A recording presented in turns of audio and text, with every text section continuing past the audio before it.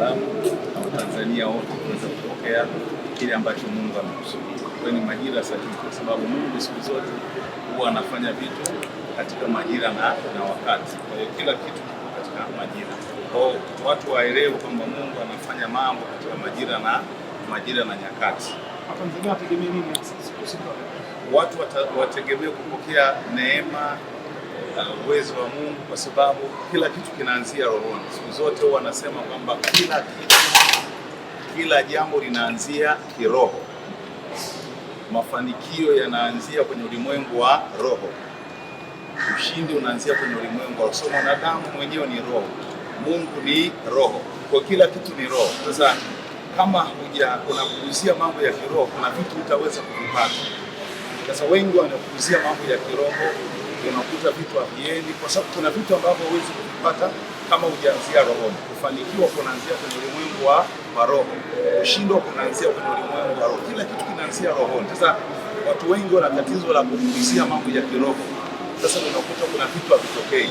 Nimesema Mungu ni roho, mwanadamu halisi ni roho. Sasa watu wengi wanapuuzia sana mambo ya kiroho, unakuta vitu haviendi, unakaribia kupata mafanikio, mambo yanaharibika, rising and falling, unaanguka, unainuka.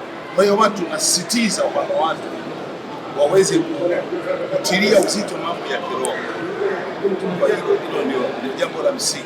Nisitikazie hapo zaidi kwamba kuna vitu watu wanaviona vya kiroho wanavipuuzia.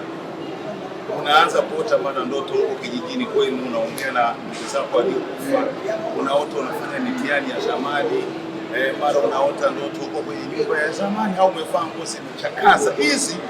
Haya ni mambo ya kiroho. Hizi ni dalili za kiroho kwamba una shida kiroho. Kwa hiyo Watanzania watilie mkazo mambo ya kiroho. Unaposikia maombi kama hivi, ujue hapo kuna msaada.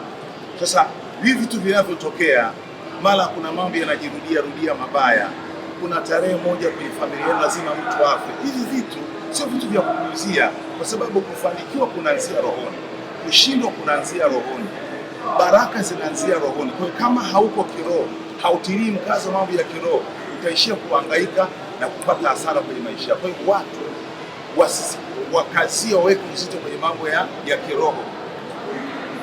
Hiyo ndio message yao kwa Watanzania wote. Maombi siku zote Biblia inasema tuombee kabla ya mambo yote. Anasema Paulo anamwambia Timotheo, kabla mambo yote nataka dua na sala zifanyike kwa ajili ya nchi na wakuu wanaotawala nchi. Kwa hiyo siku zote tunaombea nchi ili tuvuke sana.